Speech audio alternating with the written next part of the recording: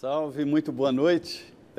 É bom ter você aqui participando da nossa programação, do Frente a Frente, e por isso nós colocamos à sua disposição que um WhatsApp você faz a pergunta e nós faremos aqui no ar para o deputado Hildo Rocha. O telefone é 17 99647 3337, ou então através do Twitter. Está aí, @DeniRotenburg, que é o Twitter da Denise, e @José M. Trindade. Olha, hoje no Congresso Nacional foi um dia de muito bastidor aí, já com vistas à disputa das eleições do ano que vem. O governador de São Paulo, Geraldo Alckmin, esteve aqui em Brasília na reunião da Executiva Nacional do PSDB e João Dória esteve aqui também, o prefeito de São Paulo, que está com a tendência aí, com todo o jeitão de candidato a governador de São Paulo, mas a conversa principal de pauta mesmo é a reforma da Previdência. Não anda. Essa foi uma semana perdida, não se votou nada, mas, deputado Hildo Rocha, a reforma da Previdência, o prazo é esse mês, né? Mas está com a cara de que não vai acontecer, né? Deve ficar mesmo para o próximo presidente da República. Bem, nós temos uma expectativa de que, a partir do dia 19, comecemos a discutir a proposta que foi apresentada hoje, a PEC apresentada hoje, que é uma emenda aglutinativa, apresentada hoje pelo relator. E dia 20 deve ser iniciada a votação. E a esperança é de que se aprove, porque todos nós sabemos que o nosso sistema previdenciário, são as 3 previdências, tanto a dos servidores, a própria dos servidores, a regime geral e a dos militares, são altamente deficitárias. E isso não é dito apenas pelos membros do governo federal, pelos ministros da área econômica, mas também e principalmente pelos ministros do Tribunal de Contas da União e pelos auditores do TCU. Fizeram uma auditoria muito grande nas 3 previdências da União, que são bancadas com recursos da União, e mostraram que, se nada for feito, vai chegar um determinado momento que vai explodir tudo. Eles até comparam aí a um navio Titanic. Todo mundo sabe que vai naufragar, porque quando saiu naquela época, sabia que não ia dar certo. Assim é a Previdência, as nossas previdências, que são deficitárias. Ano passado tivemos um déficit de 268 bilhões de reais. Esses 268 bilhões de reais está saindo da saúde, ele está saindo da educação, ele está saindo da infraestrutura, ele está saindo da assistência social, para ir justamente para cobrir o rombo da Previdência. Se essa reforma é tão importante, se existe essa necessidade, como apontam as contas do Poder Executivo, por que o governo não consegue convencer os parlamentares a votar? O governo perdeu a batalha da comunicação, a campanha que ele tem feito, inclusive a gente já ouve as pessoas na rua dizendo, olha, melhor votar a Previdência do que eu depois ficar sem a minha aposentadoria. A gente já escuta isso, mas parece que os parlamentares não se convencem. O que está faltando? É porque houve, de início, uma reação muito grande. De fato, o governo mandou uma reforma que mexia com tudo, que é uma reforma, que foi aquele projeto inicial, que era muito amplo, muito complexo. E no início, né? E de fato era. Bem duro. E de fato era, que mexia tudo. A comunicação do governo naquele período, naquela época, era muito ruim. E não conseguiu passar a informação correta. Eu vejo assim. Primeiro, que nós temos um problema. E esse problema não se consegue mostrar para a população. Às vezes tem gente que não acredita. Eu estou dizendo isso aqui, tem gente que não está acreditando. Verdade. Agora o texto já melhorou bastante, né? Já melhorou bastante. Essa emenda aglutinativa apresentada hoje, uma das dúvidas que ficou, porque já tinham saído antes. Os aposentados do meio rural já não estavam mais, né? Já não ia mudar a aposentadoria deles. Não muda. Já havia uma transição para quem entrou no sistema depois de 2003, mas não tinha nada para quem entrou, para quem começou a trabalhar antes de 2003, né, no serviço público. E como é que está? Estadual, porque o federal já tinha essa garantia. Essa nova esse novo projeto, ele contempla esse pedaço ou não? Como é que ficou? Contempla, era um equívoco que havia, mas já foi corrigido. Assim como também nós estamos tirando, que isso é importante, que a população fique sabendo, estamos tirando a desvinculação das receitas tributárias que incidem e que bancam a todo o sistema da Seguridade Social. Ou seja, aquele orçamento fiscal, o orçamento da Seguridade Social, melhor dizendo, ele não vai mais incidir a DRU, a desvinculação da Receita da União. Ou seja, o governo não vai mais contingenciar, ou seja, represar retirar, esses recursos, porque ele retirar de lá. Não mais haverá A DRU ficava lá, era desvinculação de receitas, tira um pedaço do dinheiro para que o governo possa usar onde ele quiser. Agora, a parte da Seguridade Social não vai mais ter. O governo não pode mais tirar um centavo dali, vai ter que ser só para a Seguridade Só Social. do orçamento fiscal, que é o outro orçamento. Nós temos dois orçamentos, que é o da Seguridade e o fiscal. Porque tem muita gente que diz, não, se acabar a DRU, acaba o déficit. Não é verdade. Não é verdade. Ou seja, mesmo tirando os recursos da Seguridade dessa desvinculação, o déficit ainda persiste. Ainda persiste. Deputado, tem perguntas aqui, eu gostaria de o senhor respondesse. A Cristina, de Ponte Nova, ela fala sobre o Refis, né? Ela diz que o Refis foi criado para gerar empregos e, pelo que vimos, houve aumento de desemprego.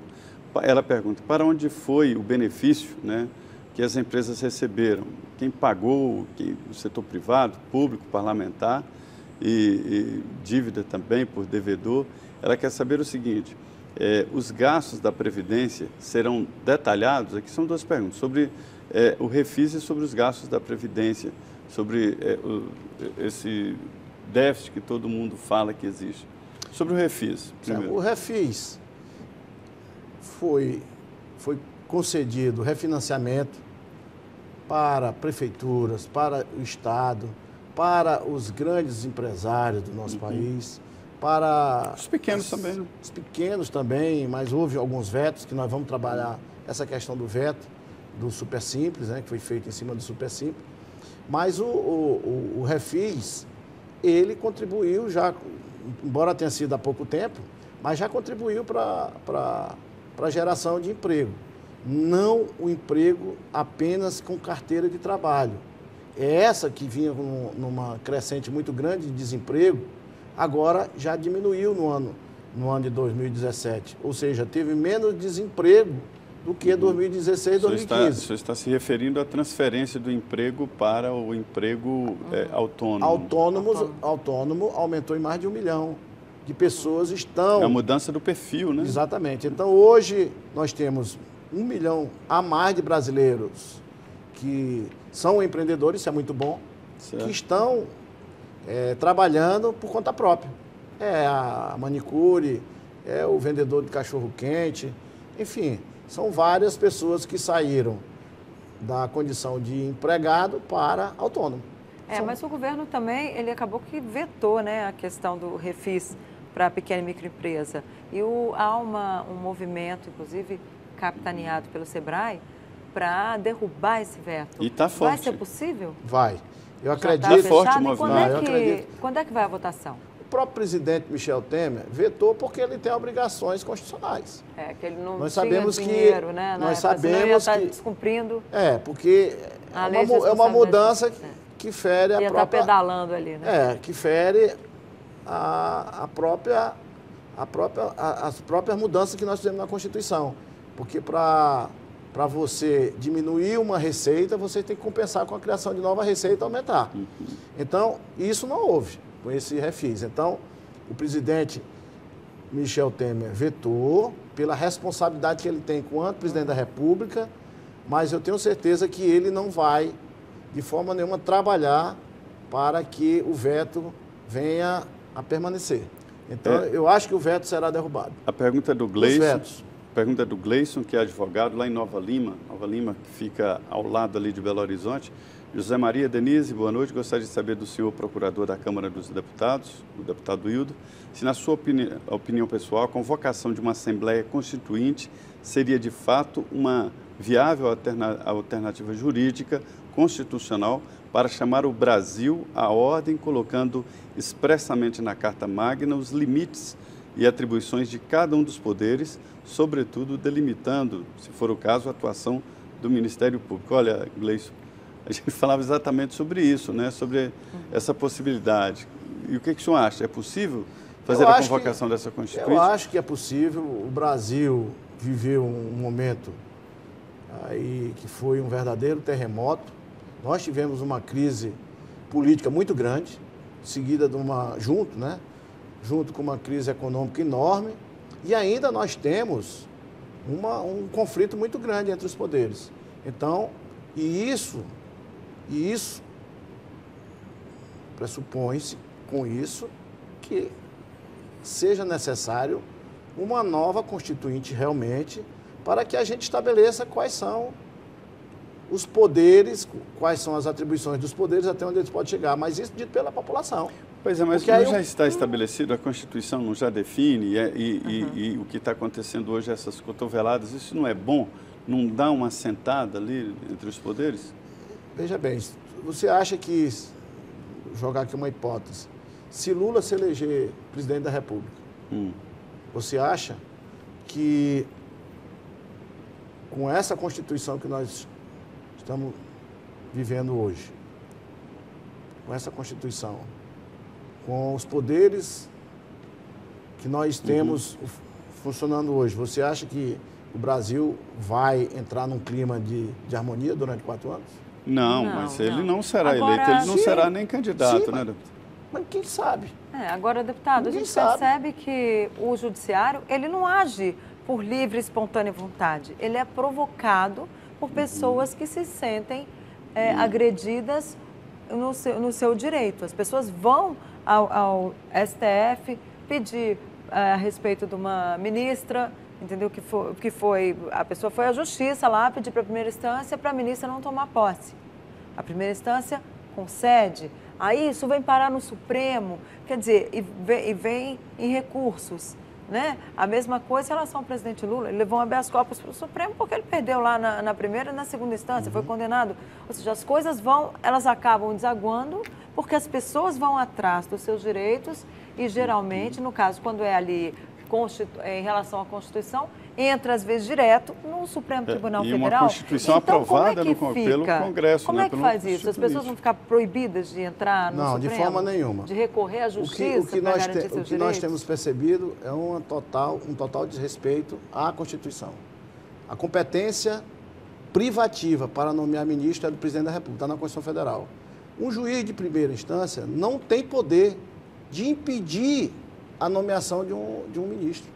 O ministro Gilmar Mendes até dizia ontem isso aí, por si só, já é motivo para uma nova Constituinte. Mas aí recorre, como recorreu. Mas isso não bastaria os poderes resolverem se sentar e dizer, olha, é o seguinte, vamos resolver aqui as nossas diferenças, né? Sentar a presidente Carmen Lúcia, o presidente Michel Temer, Rodrigo Maia, Eunice Oliveira, os presidentes aí dos 3 poderes, sentar e dizer, olha, vamos resolver aqui problemas onde nós estamos errando. E a partir daí, fazer um acordo de cavalheiros que pudesse restabelecer esse pacto federativo. Eu acho que isso não vai acontecer. Não. Eu não acredito nisso porque, infelizmente, o judiciário está achando que é o poder moderador. Essa é a realidade. É verdade. E então, né? Acho que a Constituição define isso muito claramente, né? Então, e isso está se reproduzindo em todo o país. A gente está comentando aqui e levando em consideração o Supremo Tribunal Federal, mas isso está acontecendo em todo o país. Tem juiz aí mandando mais que o prefeito na cidade. Tem cidade aí que tem Ministério Público definindo onde o ponto de ônibus tem que ser instalado. Recapeamento de rua, quais são as ruas que tem que ser recapeadas.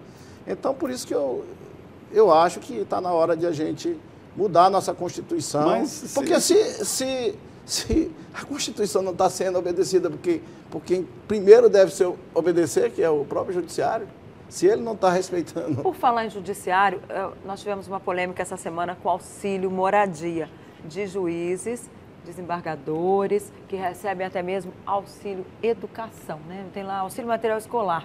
Meu Deus do céu, a que ponto nós chegamos? E pessoas que têm salários altíssimos. Por que a Câmara dos Deputados não faz um projeto obrigando os 3 poderes a seguir o teto salarial? Aliás, já tem gente dizendo que, eu ouvi hoje de alguns parlamentares que Rodrigo Maia está omisso nessa questão, que ele deveria puxar esse assunto para o plenário, fazer um projeto e mostrar que a casa está ali afinada com o que pensa a população a respeito. O Senado já aprovou, que é o extrateto. A Câmara tem uma comissão que está tratando sobre esse assunto, que tem lá membros representativos de todos os partidos. O relator já vai apresentar agora, no começo do ano, eu sou dessa comissão, vai apresentar o seu relatório e já foram feitas várias audiências públicas, ouvindo o Judiciário, o Ministério Público, colocando lá seu posicionamento. O PT, o Vadi Damos e um outro parlamentar, acho que o Paulo Pimenta, entraram essa semana aí com um projeto de lei mudando o crime de improbidade administrativa, onde aquele servidor público que receber acima do teto estaria cometendo crime de improbidade administrativa. Isso é uma proposta dele, que é muito boa a proposta do Vadi Damos. Agora, o que nós temos que definir realmente o que pode ser considerado verba rescisória ou não. Lógico que a população cobra muito. Cobra demais essa questão de juiz que tem casa e recebe auxílio moradia. Isso não está certo mesmo. Aí as pessoas até dizem, não, mas deputado recebe. Não. Eu, por exemplo, sou lá do Maranhão, estou como deputado. Não, eu não passei no concurso, eu não vou ser juiz, não vou ser deputado.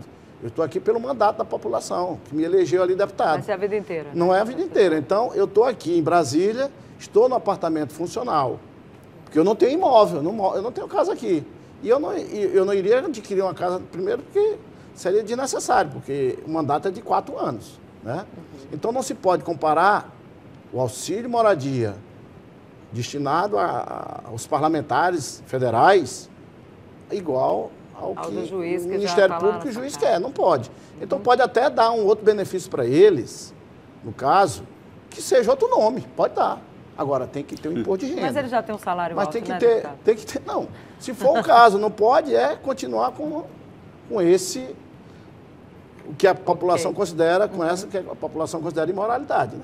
A pessoa ter imóvel e receber auxílio moradia. Ok, nós vamos para mais um intervalo. Você pode participar do nosso programa, mande as suas perguntas para o nosso WhatsApp, que é 17996473337. Repetindo, 17996473337. Ou então para o meu Twitter, @DeniRotenburg, ou para @José M. Trindade, que aparece aí no rodapé da telinha ao longo do programa. Voltamos em 2 minutos.